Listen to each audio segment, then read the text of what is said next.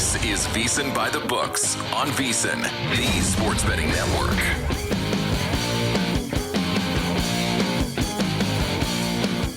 Hour number 2 on a Wednesday, VSiN By The Books. Jensen Lewis along with Keith Irizarry in for Dave Ross with me the rest of the week. Dave will be back with us come next week on Monday morning. Always a pleasure, though, to have a friend of the show. Josh Inglis from Covers.com does a great job not only doing hockey, baseball, everything in between, even is coaching some young baseball lads there north of the border. Josh, great to have you with us here on the Progressive Guest Line. How are we doing today? Wednesday, NHL playoffs are kind of in that spot where 16 teams to 8 teams, where you used to get 4 games a night. Now it's 2. So it's crunch time for a lot of teams, and you're seeing it. Nothing's safe. I mean, what we saw on the weekend in the 2 Game 7s was absolutely electric, and then goes into Monday's game, the Leafs game. No third period is safe, and we saw 2 third period collapses again last night with the away teams winning. So nothing is safe right now. Teams are sweating. The narratives are getting bigger, and the Florida Panthers are getting greasier. No doubt about it, buddy. All right, let's start there because I do think that the Panthers do get the equalizer in the series tonight. It was really a first period to remember for Toronto. They scored 33 seconds in, William Nylander getting that goal, and really I guess you could say never look back, but then objects in the rearview mirror are closer than they appear with Florida almost pulling the trick. Toronto gets game 1. What do we see different here in game 2?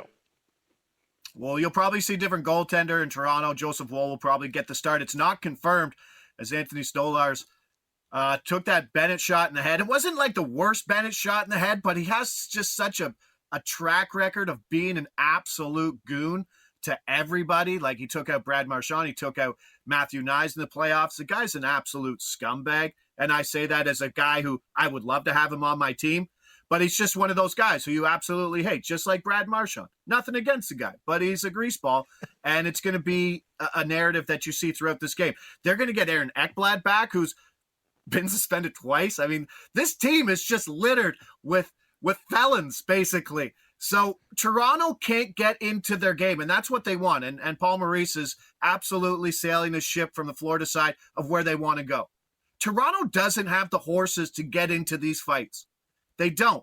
And you saw that's the game that they have to win. I mean, they kind of, if Stolarz was in, it would have been a different story because Joseph Woll comes in cold. It's a different spot, and you saw the Florida comeback. I don't think we'll see that Joseph Woll tonight. I think with the prep, with the idea knowing that he's going into this game and not coming in third period with a 3-goal lead, going to be a little different. He's a very capable goalie, maybe one of the best backups in hockey, so I'm not too worried about that situation. What I am worried about is Toronto, or maybe even the officials, calling again some dumb non-playoff penalties like we saw in the Max Domi penalty in the first period, just to try to get things under control, because Florida knows how to play that game. Toronto doesn't.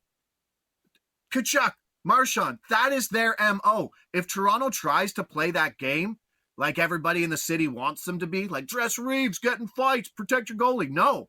Go out there, win game 2, get up 2-0, make these old bums in Florida tired and scared, and then you put in that seed of doubt, go split Florida and go win game 5 at home, dominate them, because if you want to be the best, you got to beat the best. And now it's time for Toronto, who has a little less pressure because they're the underdogs in this series, and the city knows that.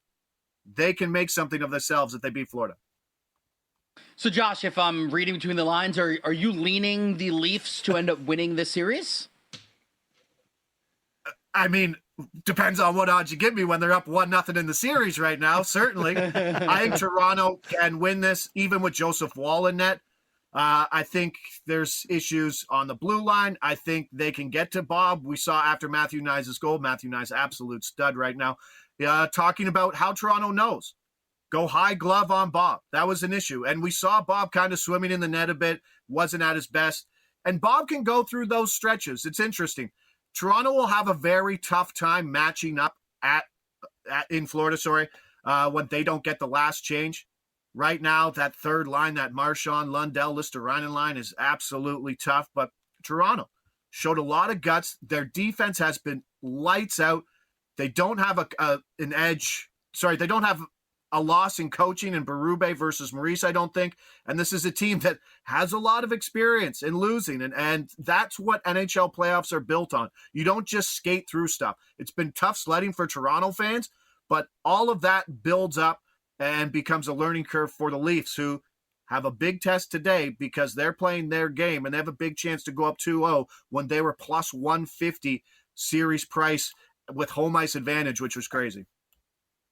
Josh Inglis, betting analyst of Covers.com, joining us here on the Progressive Guest Line, VSiN By The Books on a Wednesday. Okay, the other series getting underway, Stars and Jets. I told Keith I'm already on the under 5.5.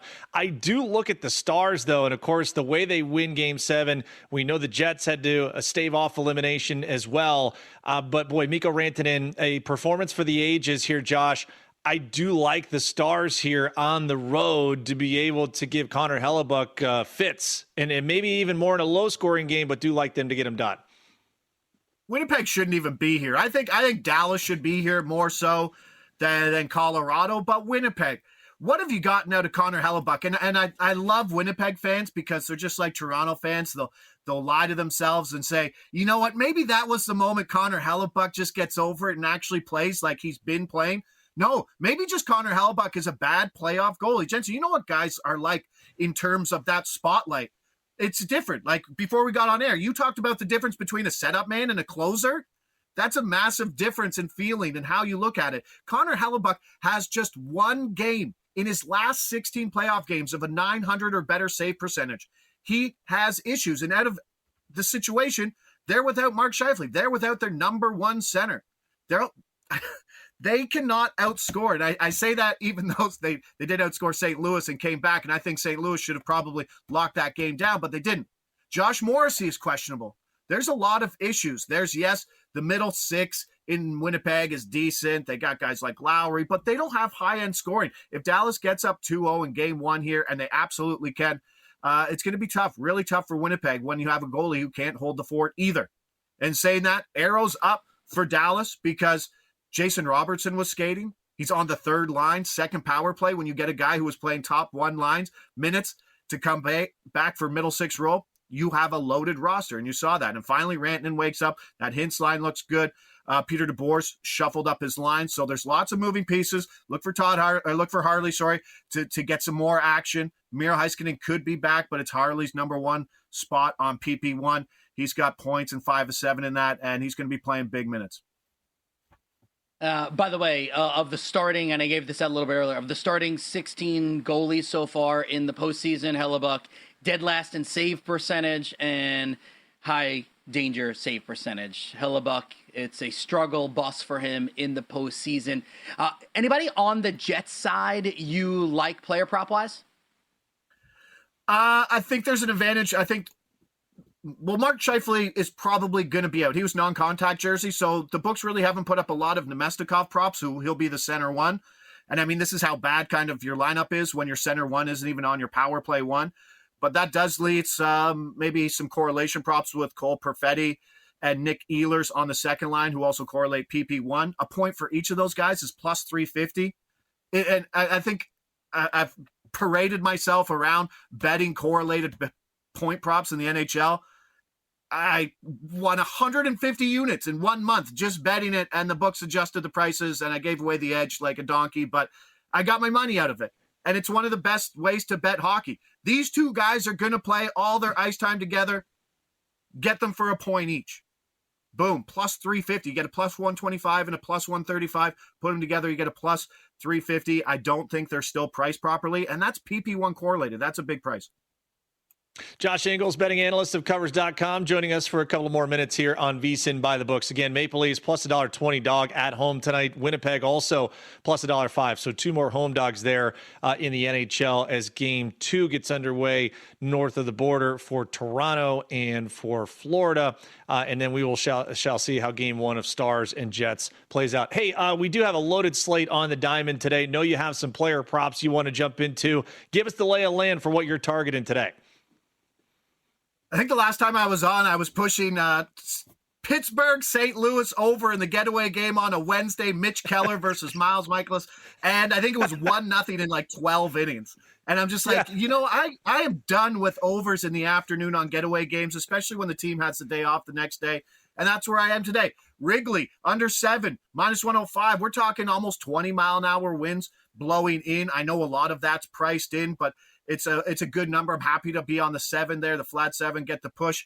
On the other side, let's go Pittsburgh, St. Louis again. It's Mitch Keller. And Mitch Keller, gents, these are very interesting guys because they don't have like blow you away stuff. And Mitch Keller is a guy, especially in it seems like afternoon games, guys are swinging early because they think they see it well, but they don't do anything with it. When you go back to the dugout, you're like, how did I miss that? Well, because he's a damn professional pitcher and he knows how he's an actual pitcher. He's not a tosser, he's a pitcher. And that's Mitch Keller. And he can get deep. And I like that Pittsburgh, St. Louis under 7.5, -110 right now. Sonny Gray, always one of the more underrated. Give you 5, give you 6 inning guys, not much more. Give you 90 pitches of elite pitching. So like that one, the 7.5. How about Gunnar Hoagland over 3.5 Ks -120? Guy makes his debut. You think he's scared? Guy throws 7 strikeouts. Efficient, 18 outs, gents, 81 pitches. That is tough to do. Rack up that many Ks, give up 6 hits, and still only throw 81 pitches. So I like him. I believe that's a Seattle game. So good spot there versus a heavy K percentage. 3.5 could be a little ladder potential there. Maybe to 5 if you like the plus money. Afternoon action all day. Who doesn't love it? Very much appreciate your time. As always, great to catch up with you, and we'll talk again very soon, my man. All right. Enjoy some hockey. Enjoy some baseball. Enjoy some basketball. Great Wednesday here, guys. Take care. You got it. Josh Inglis, betting analyst of Covers.com, joining us there on the Progressive Guest Line. We got some highlights and headlines, Keith, coming up next. Breaking news in the NFL. Stay tuned here on VSiN By The Book. If your job at a healthcare facility includes disinfecting against viruses, you know prevention is the best medicine. And maintaining healthy spaces starts with a healthy cleaning routine. Grainger's world-class supply chain helps ensure you have the quality products you need when you need them. From disinfectants and cleaning supplies to personal protective equipment, so you can help deliver a clean bill of health. Call 1-800-GRAINGER, click Grainger.com, or just stop by. Grainger, for the ones who get it done.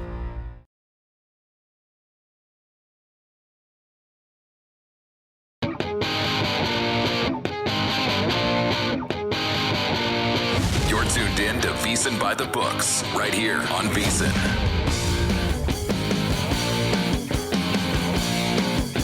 Great to catch up with our friend over at Covers.com, Josh Inglis, joining us in the previous segment. Some great stuff on not only the night on ice upcoming, but also some player props here in a loaded MLB slate. But Keith, we do have breaking news out of the NFL. We have a trade between the Pittsburgh Steelers and the Dallas Cowboys. Dave Ross, wherever you are, please don't do too many cartwheels because I think this has got a lot of layers to it as well. The Dallas Cowboys have traded for George Pickens from the Pittsburgh Steelers. Adam Schefter saying for an expected 3rd-round pick in 2026, a 5th-rounder in 2027.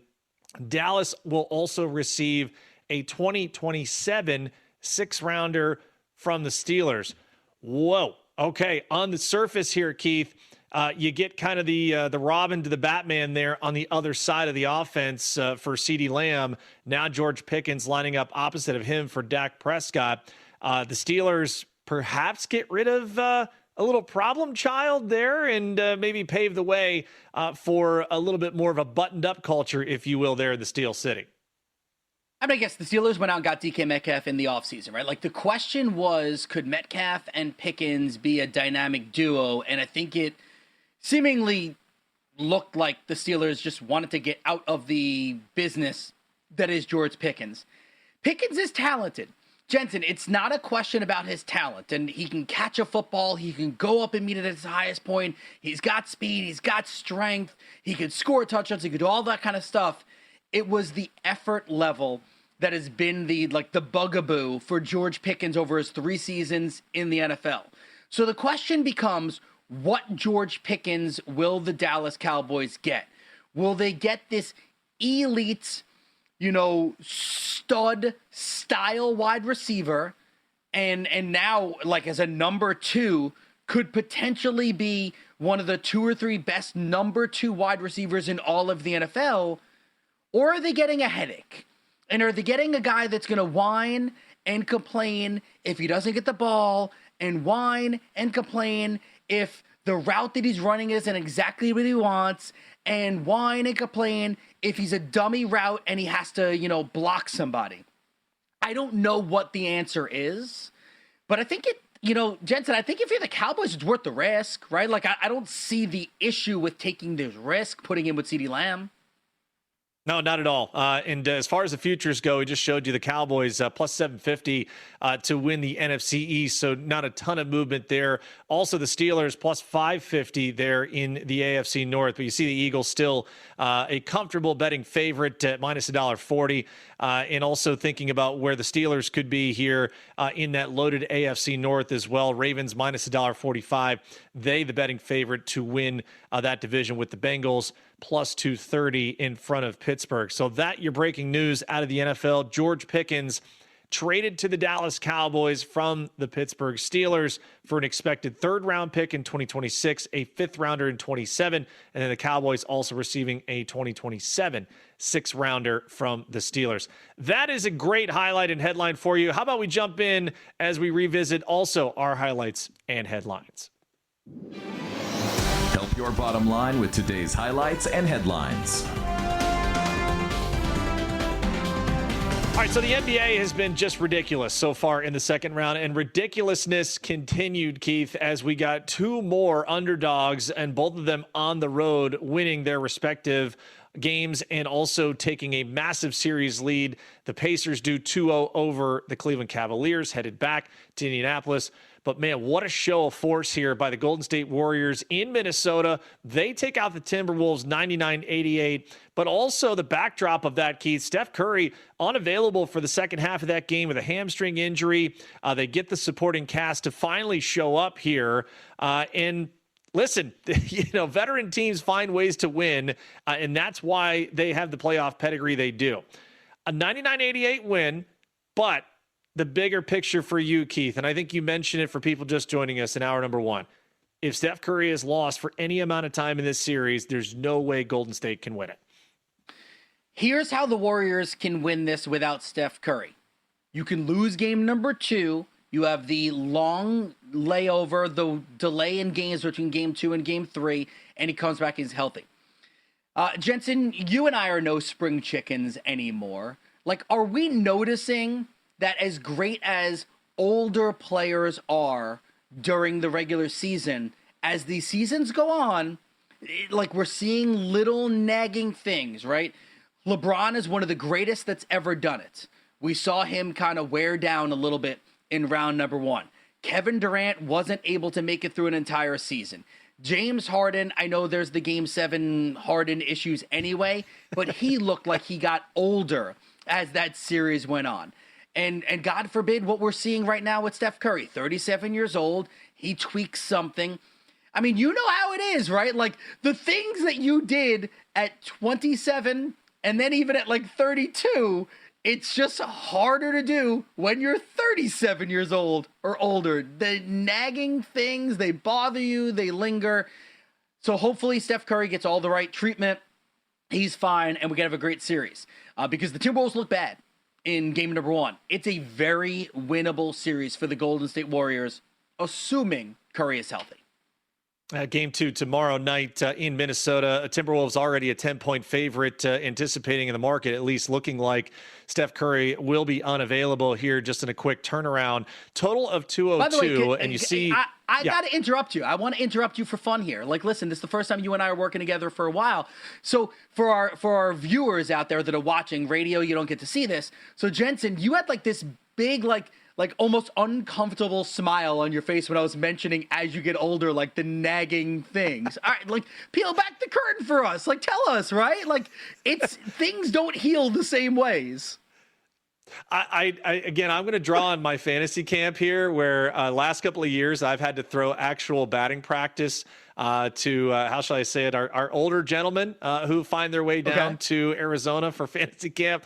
Keith, I can tell you, I'm on the table by the fourth or fifth day because I'm just not used to playing catch day in and day out. So, hey, I turn 41 next week, and I'm sure that my arm probably has been screaming at me like, oh, you think you're 41? No, sir. It's far older than that. And again, that to me is a great point to mention, though, Keith, about not only if Steph is lost, but what is the depth like? Because you've got older legs there from Jimmy Butler, from Draymond Green. Those guys are going to have elevated minutes, as we know already in game 2, if not for the rest of that series. Speaking of elevated, how about the splits that we reference here on VSiN By The Books every single day? If you want to know where the real money is going, our bets, or at least our splits, come straight from Circa and from DraftKings. You get to see where the sharp action is. Circa takes a lot of those big bets from pro bettors, while DraftKings gives you a little bit broader perspective on the market. You can see those percentage of bets versus percentage of handle on every game across every major sport.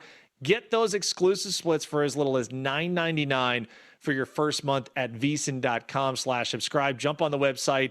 It is an elevated cup of Starbucks coffee. You will not regret it.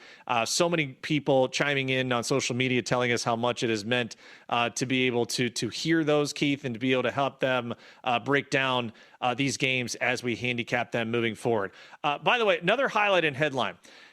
And we had Billy Body on yesterday talking about the Champions League, 2 incredible second legs that we would have on tap. Yesterday, Inter and Barcelona. We'll have PSG and Arsenal later this afternoon.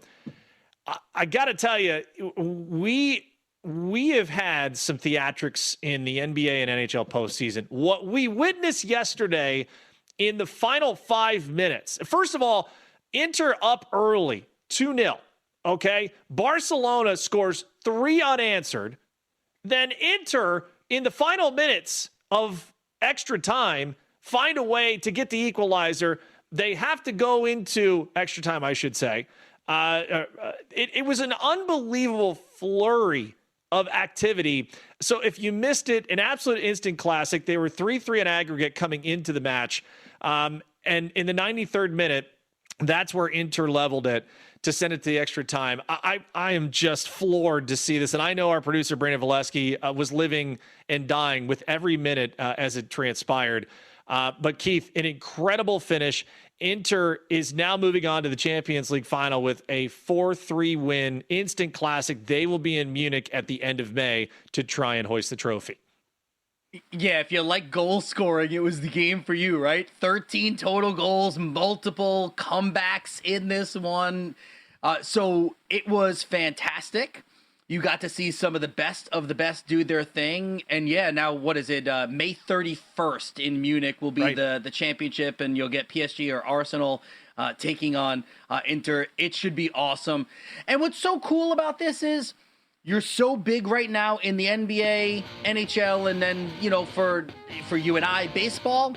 Soccer says, oh, guys, don't forget, we still rule the world, too. No doubt. PSG stealing a win at Arsenal, 1-0. They are up on aggregate.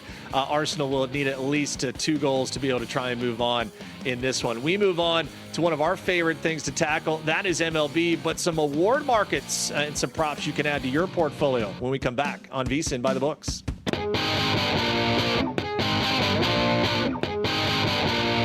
You're tuned in to VSiN By The Books right here on VSiN.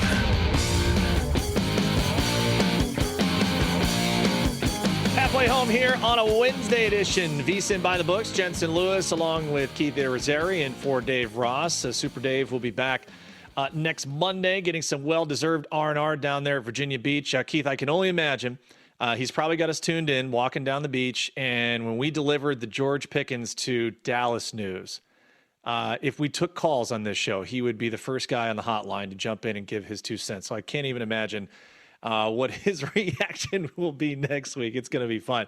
Speaking of reacting, you and I are very much in tune on Major League Baseball, on the marathon of the season. Dave and I did give out some of our picks for the awards markets before the season started. It's a great time to kind of revisit some of the odds movement and maybe some of the young guys, particularly as we start in the Rookie of the Year markets, that have jumped on the scene, that have gotten the call-ups early. and more importantly are making impacts. Let's start with a couple of guys that you've targeted. I know Jacob Wilson, who made the team for the Athletics, has been phenomenal, but also a guy in Tampa, Chandler Simpson, a speed demon. Those are two guys that you've got focused on for the AL Rookie of the Year. Yeah, I think that at this point, by the way, you need to look at some deeper dives. And obviously, another way to attack this is to pay attention to who's doing, like, top prospects that are doing well at the AAA level, and you might get the call up soon. That's something you can look at. So Chandler Simpson. So take a look at him for the Rays. You get 30-1 odds, batting .296, 54 Major League Baseball at-bats as of last night. Looks like he's going to get a chance to play every day on a Rays team that, like, we'll see often because they play in the AL East and the Yankees get a lot of the notice. So you'll pay attention to the Rays because of the Yankees. Red Sox get a lot of notice. You'll pay attention to the Rays because of the Red Sox, and even the Orioles to an extent too. Listen, I love Jacob Wilson, and I went 1 for 3 last night after going 3 for 6 the night before. He's fantastic. He's the odds-on favorite. He's a trendy pick, but you got to go deeper here. It's just too easy to say Jacob Wilson and move on. I don't know about you, but I don't know if I want to tie up my money in plus 165. It doesn't excite me that much. On the NL side of things, so JC looks like a guy that might be here for the long haul, 20-1 odds, with the Cardinals batting .341.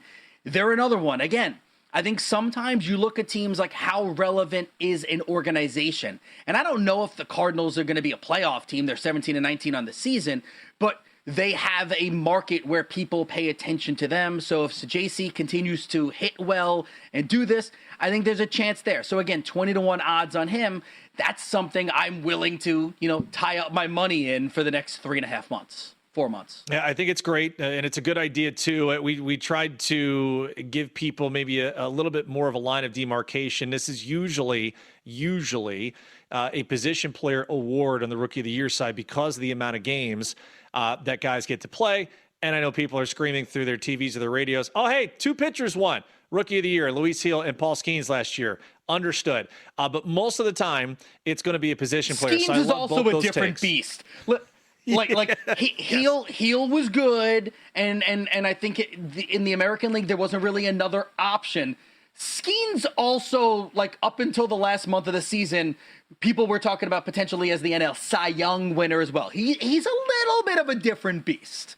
Yeah, no doubt. And that is definitely when you're getting MVP votes your rookie year, just like the only other guy to do it, Ichiro, who won Rookie of the Year and MVP in season number 1. So, again, love that. I have Dylan Cruz in pocket from before the season at plus 450. He's now the odds-on favorite there in the National League.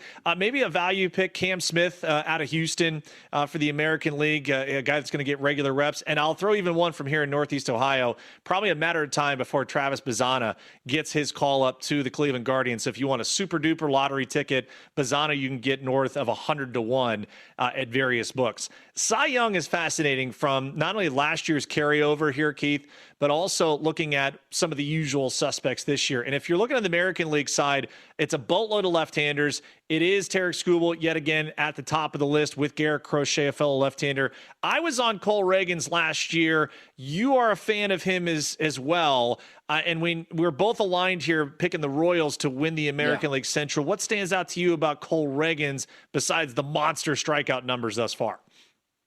I mean, and that is the thing that jumps out to you, right? 10 or more strikeouts in 4 starts this season for Reagans. And again, if you believe, and you and I do, that the Royals have the chance to win the AL Central, I think they will, then Reagans is going to be a big reason why, right? So if I can get in at 25-1 odds now, of course I'm looking at that. Now, Jensen, here's the issue. His ERA is 3.79. That is lackluster for a Cy Young winner.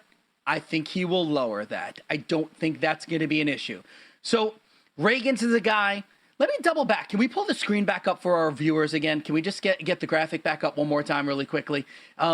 So your thoughts on Max Fried and his odds there, because he has looked every bit of ace, Cy Young caliber pitcher for the New York Yankees. Those odds good enough for you? Oh my gosh. Here is the rub.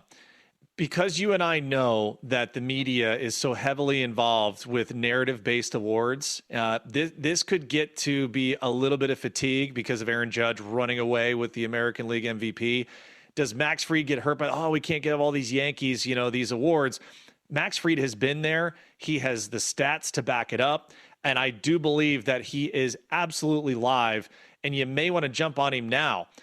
Because honestly, Keith, the way that he's continued to lead this staff in the absence of Garrett Cole, that in and of itself is a huge narrative, especially if the Yankees are able to go on to not only win the American League East, but get a return trip to the World Series. So absolutely love Max Fried in that spot. Don't get fried, though, in this summer special that we got going here for Circa. And the reason why you won't, this is a hell of a deal. If you want to go all in at Circa Las Vegas, a phenomenal price for you to jump out, have a summer to remember here in Las Vegas. Just $400 for a 2-night stay at Circa, $100 dining credit, $100 beverage credit, your very own daybed at Stadium Swim.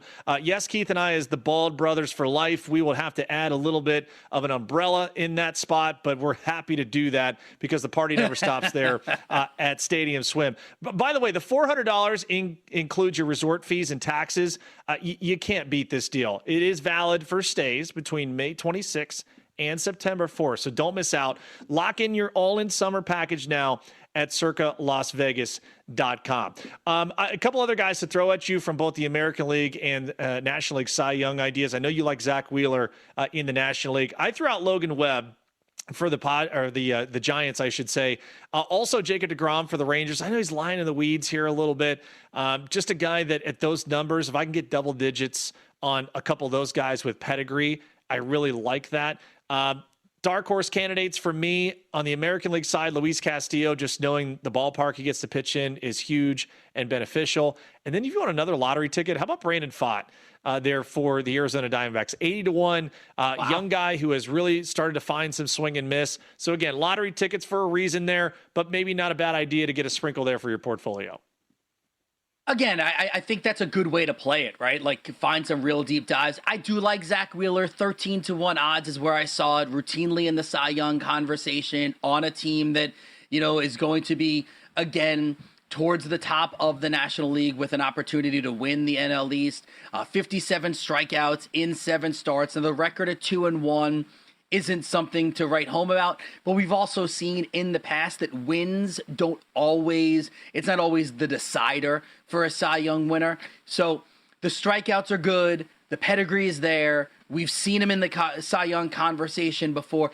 I like your Logan Webb play a lot. I really think that's a smart one. He scares me because I feel like sometimes he slows down as the season goes on, but you're getting good odds there, and they're a team that's seemingly going to be very viable all year long.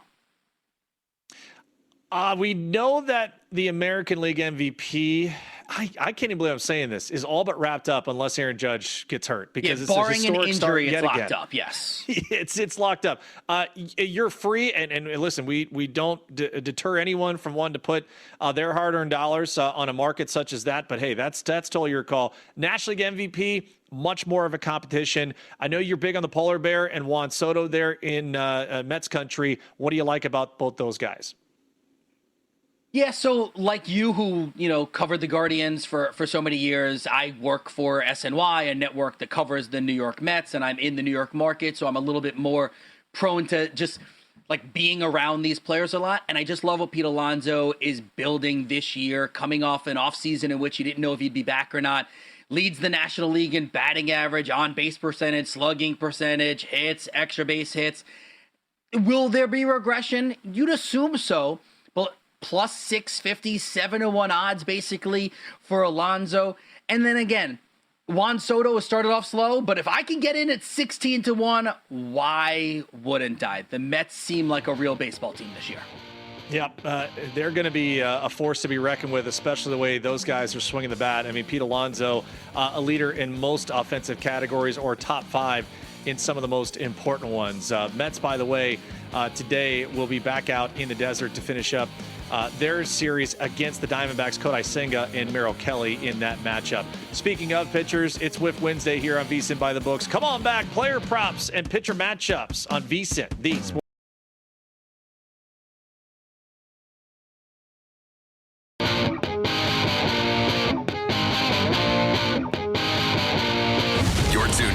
VSiN By The Books, right here on VSiN.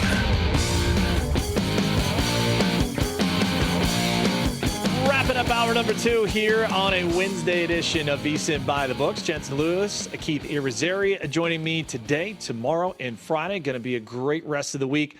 To finish it out, a lot still to come here on this show. We'll jump into Whiff Wednesday in a moment. Adam Burke will join us in the bottom of the 9 o'clock hour to talk all things Major League Baseball, as well as some great articles up on VSiN.com. Again, if you are not a VSiN Pro subscriber, please sign up today. So much great content, especially here in the postseasons for both the NBA and the NHL.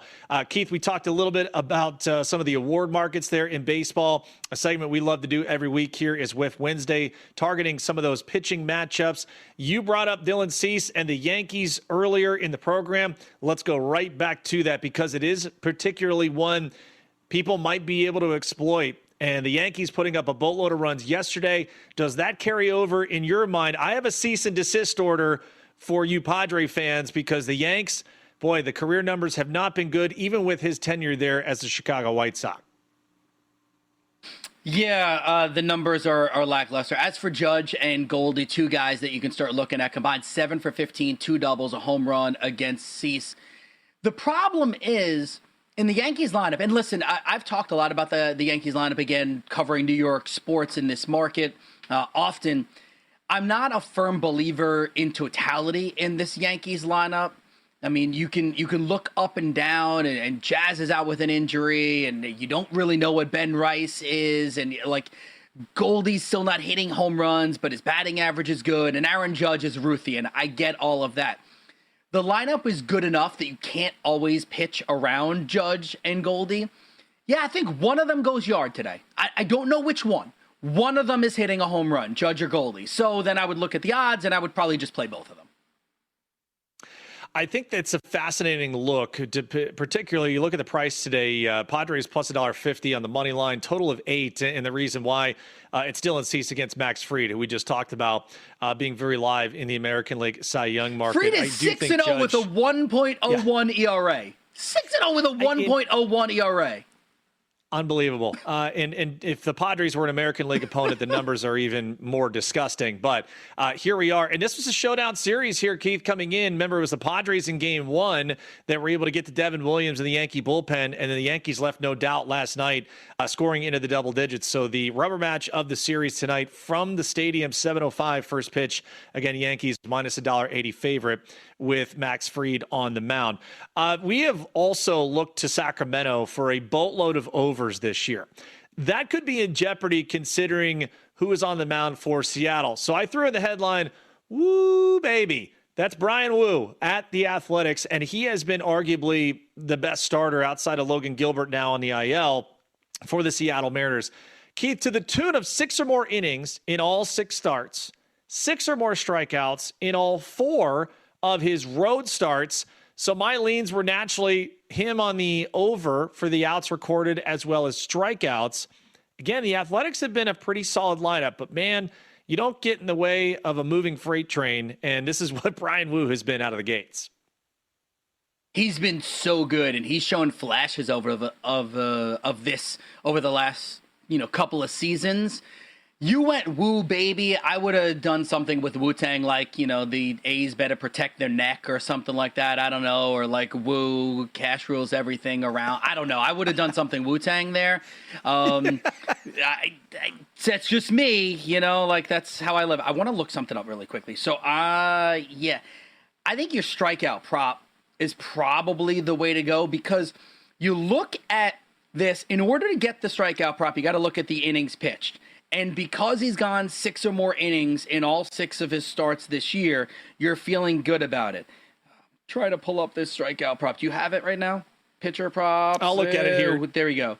Over 5.5. Yeah. All right, the number's 5.5. Got it. Thank you. So over 5.5. Obviously, check your books and get the best price. I pulled up FanDuel really quick on my phone at minus 108. I feel good about that. I'd probably go over the 5.5. On that play. I think that's the smart play to go. Outs recorded. Now, this is where it gets dicey because if you think he's going to just go 6, you go under. That doesn't pay out. If you think he gets into the 7th inning and at least gets you 1 out there, plus 146. That's not too shabby. Very interesting series here because, again, the Athletics have played quite well to start the season. But Brian Wu and the Mariners, a road favorite, minus $1.55. Gunnar Hoagland, that top prospect that Josh Inglis talked about, will get his second major league start there at home, plus $1.30. Remember, he was fantastic. His first start, though, against the Miami Marlins. This is going to be a little bit different against the Mariners offense that has been very, very good. Ready for launch. Are you, Keith? Because we highlighted where the Houston and Milwaukee series was earlier in our Daily Diamond, but now this is even more of a deeper dive on the matchup today. It'll be Framber Valdez, and this is crazy to think. For a veteran guy who you feel has been around and seen everything, this will be his first career start against the Milwaukee Brewers. Now, the rub for you Houston fans, the Brewers are 5-0. 5-0 in home series finales this year. That's what the case is today. So rubber meets the road here. Framber Valdez always been very good against left-handed hitters, but I may be fading him today, Keith. I may be looking more towards the Brewers team total over. They have been really, really solid getting out early with leads. Quinn Priester, who will be on the hill. I don't know if there's as much swing and miss in there today, depending on how long they let him go. That's my handicap for this game this afternoon. I think I'm on the opposite side. I think Valdez is going to pitch a gem today. So you kind of look at what Valdez has done this year, and one of the words I like to use when I am doing this, because I didn't play at the level that you did, and I have a problem with people like the common folk like myself saying like a guy stinks or a guy is trash or a guy is garbage. Yes. Because he's not or she's not. Like it's just as simple as that. So I'll use the word like lackluster, right? And Framber Valdez, while he has been awesome in his career, so far this year has been lackluster. 4 runs, 2 runs, 2 runs, 7 runs, 0, 5 runs, 0, right? Like that is for him, that is lackluster.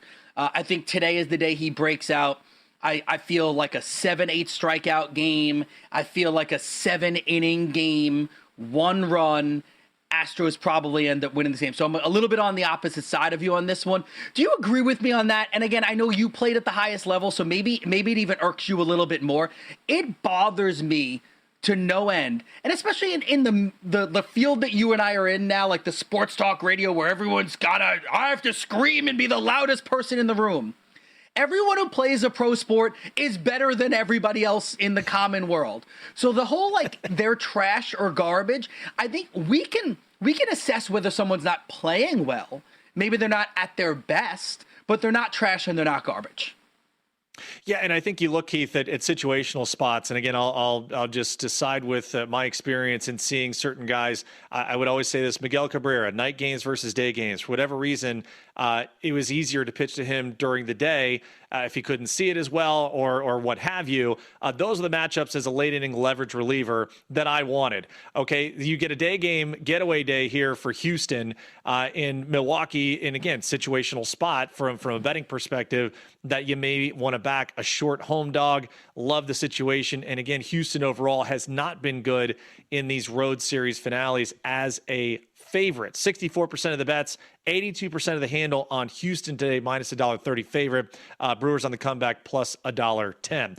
All right, last one. It is always sunny in Philadelphia. At least that was the show.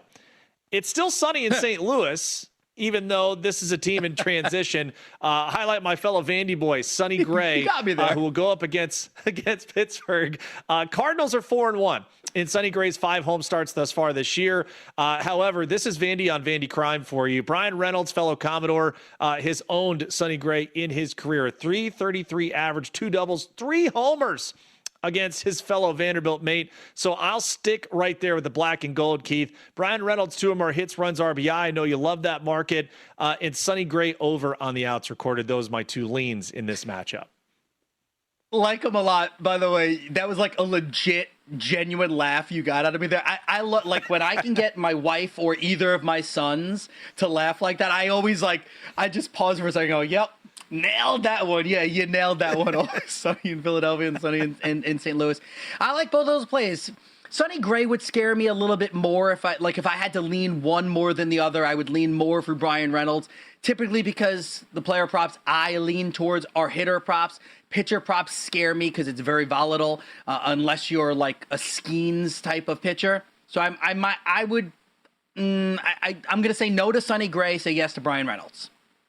All right, Cardinals minus $1.75 favorite, pretty substantial here against Mitch Keller and the Pirates. $1.45 in the comeback, 7.5 the total right there.